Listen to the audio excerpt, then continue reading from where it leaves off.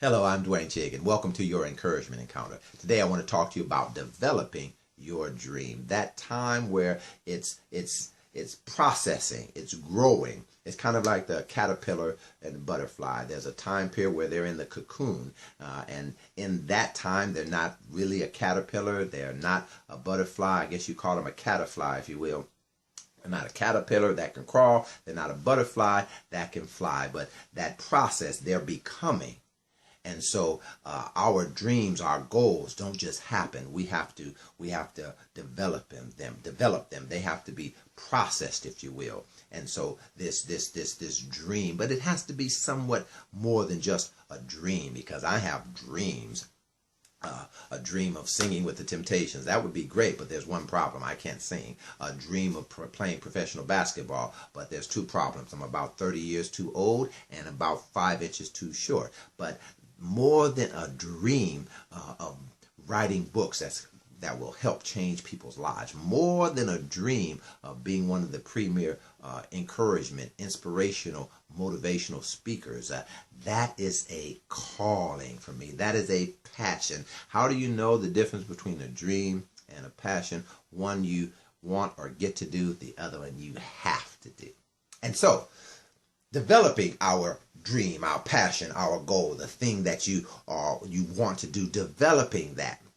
There's a couple of things. One is being resistant. We have to be resistant because there will be things that will come against you. And so we have to be able to stand. We have to be able to push back on those things. When I think of resistant, I think of a carpet or some fiber. Sometimes they have on the label that said they're stain resistant. Now, that does not mean that things won't get spilled on them. It just means they won't stay on them. And so just like that, there will be some things that will be spilled on you. There will be some things that happen to you, but they don't have to stay in you or on you. Fear will be spilled on you. Frustration will be spilled on you, and seemingly a sense of failure will be spilled on you, but they don't have to stay on you.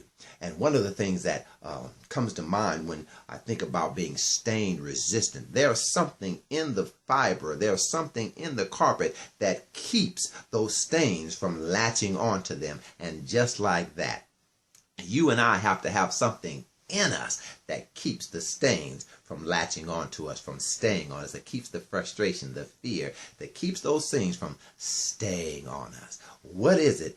What is it that's in you? Is it the right books? Is it the right video?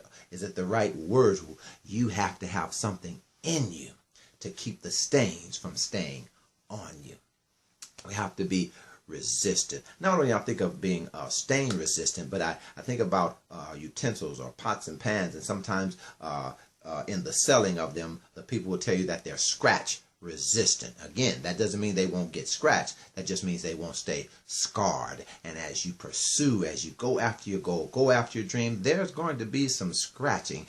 But we just want to make sure that you don't stay scarred on the outside or on the inside.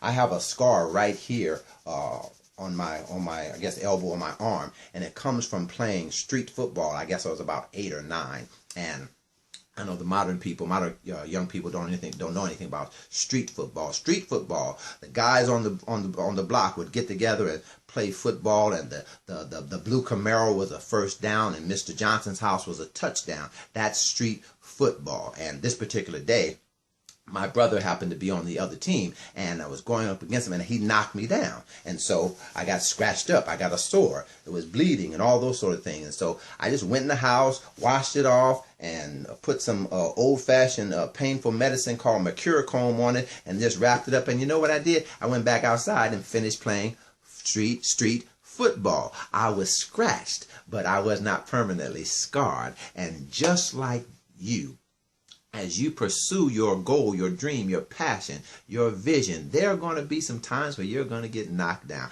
There's going to be some things that are going to come against you. And just like my arm, hopefully your scar will not remain on the inside. A scar that will keep you scared. A scar that will keep you from getting back in the game, writing another book, singing another song. Okay, you forgot the lyrics. You can sing another song. Okay, you forgot your line. You can star in another play. Okay, something happened. But you can get back up again. Have to be resistant. Not only resistant, but consistent. We have to be consistent. Yes, you want to write today. You have to write today, tomorrow, and the next day. You're going to study that line. You have to study that line today, tomorrow, the next day. You made 20 calls today to get a sale. You've got to make 20 calls tomorrow and 20 calls the next day. You've got to be consistent. Excuse me.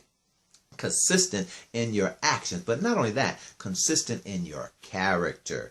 Can people trust you? Can they depend upon you? If they do call you for that job, if they do call you to write that article, can they trust you? Are you consistent in your character?